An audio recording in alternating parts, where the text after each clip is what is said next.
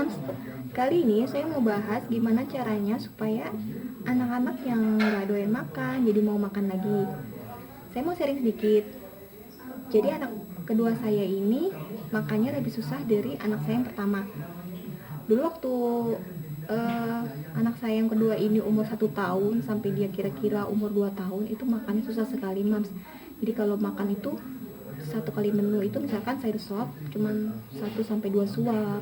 Akhirnya kan saya konsultasi nih ke dokter spesialis anak, katanya gak apa-apa bu, minimal tuh 7 sendok makan si anak makan, terus bisa ditambahin dibaringin dengan cemilan supaya perutnya tuh gak kosong, gak masalah lapar. Jadi pas besoknya itu saya masak sampai 3 sampai 4 kali menu. Jadi kalau dia makan satu kali menu itu misalkan sayur sop dia cuma 1 sampai 2 suap, saya nggak nyerah, saya masak lagi, saya ganti menu lagi misalkan dengan sayur labu, terus dia masih 2 atau sampai 3 suap. Nah ini kan jumlahnya kan dari yang pertama itu baru 2 suap dan yang menu ketiga itu 3 suap, jadi kan total 5 suap nih. Nah saya ganti menu lagi misalkan cuma tahu sama ikan, jadi cuma 3 suap. Nah itu kan jumlahnya udah 8 suap. Jadi ya udah deh, saya ngikutin saran dokter, saya pelan-pelan. Besoknya saya cari cara lagi supaya anak saya mau makan. Kira-kira ya lumayan berlangsung lama juga sampai dia menjelang 2 tahun tuh makannya seperti itu. Jadi setiap makan itu mesti ganti-ganti menu. Nah untuk mama sekalian jangan khawatir, jangan menyerah juga kalau anak susah makan. Kita harus kreatif, harus masak yang bukan apa ya, maksudnya setiap hari itu harus ganti-ganti menu, nggak cuman sehari itu cuman 2 menu. Kalau mams bisa mungkin diusahakan setiap hari ganti-ganti menu, jadi setiap hari juga banyak menu, cepet ganti menu lagi, suapin dia lagi, kasih makan lagi. Nah tips yang kedua ini mams, kalau mams udah ganti-ganti menu setiap hari udah berbeda tapi mereka anak yang nggak mau makan, coba ganti bumbu. Nah pengalaman saya nih man, sampai sekarang juga saya masih cari cara supaya masakan saya tuh bumbunya sesuai dengan lidah mereka. Terkadang nih man, kalau masakan kita rasa enak belum tentu untuk anaknya enak.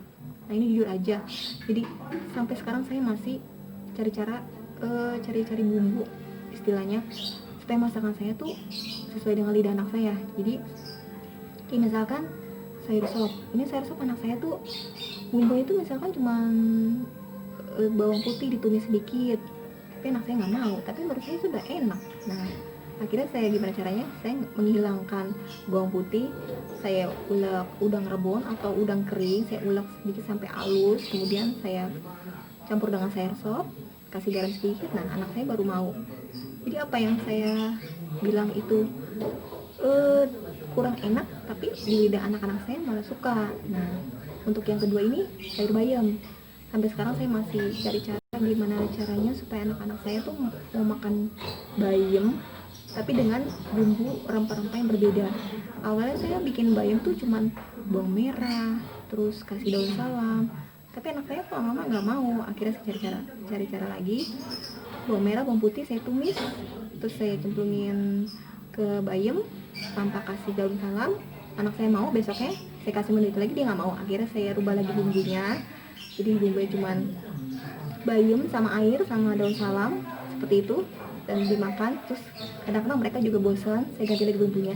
Jadi kalau mas mau seperti cara saya, mas bisa ganti bumbu rempah-rempah dalam sayur tersebut. Jadi mereka tuh bisa bisa menilai sendiri mereka tuh suka bumbu yang mana. Kalau mereka sekali makan terus besoknya nggak mau lagi, Mams bisa mengikuti cara saya mengganti bumbu rempah-rempahnya, mengganti bumbu bawang merah bawang putihnya, menghilangkan atau menambahkan seperti itu. Nah tips yang lain, kalau anak susah makan itu Mams, biasanya mereka tuh kalau ada teman-temannya bermain, nah kesempatan nih kalau saat mereka di luar, Mams sambil nasi, ambil lauk pauknya, terus sambil dia main sambil suapin.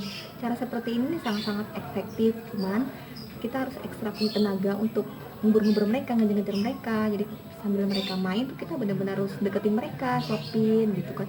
Jangan membiarkan mereka main sendiri tanpa dengan perut kosong, kan kasihan mereka.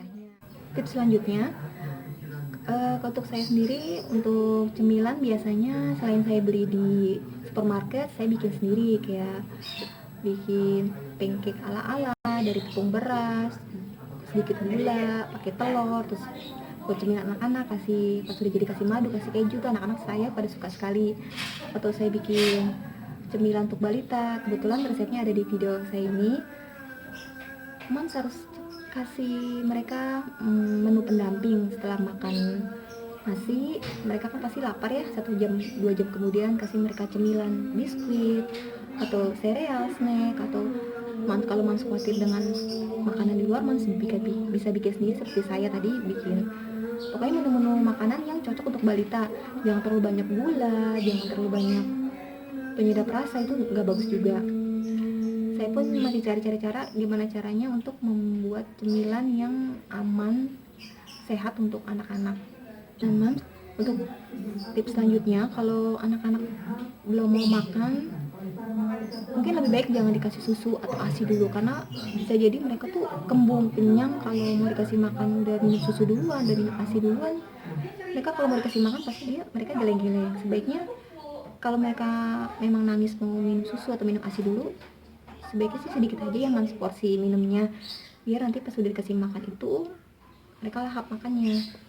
Dari usia dini nih, jangan membiarkan anak atau mengikuti sikap anak yang gak mau makan. Kasihan merekanya, karena mereka tuh masih masa pertumbuhan, butuh gizi yang banyak, makan yang banyak. Jadi kalau mereka baru Mams suapin sedikit terus mereka udah geleng-geleng, dia nggak mau, Mams jangan nyerah gitu. Mams bisa gerak cepet, bisa ganti menu lagi, masak lagi, atau pas pada saat anak teman-temannya main, Mams bisa ajak anak-anak Mams makan di luar sambil mereka bermain, terus bikin cemilan yang sehat atau beli cemilan di supermarket. Oh iya Mams, satu lagi saya lupa, Mams juga bisa beli abon. Kalau saya nih selalu sediain abon ayam itu yang non MSG khusus untuk balita. Jadi kalau suatu waktu saya sudah masak banyak nih, 3-4 menu anak saya nggak mau, saya sediain abon dan mereka mau. Itu abon juga penolong di saat malam nggak ada menu lagi, saya bisa makan juga abonnya. Semoga video ini bermanfaat sekali untuk Mams semuanya. Terima kasih banyak yang sudah menyaksikan.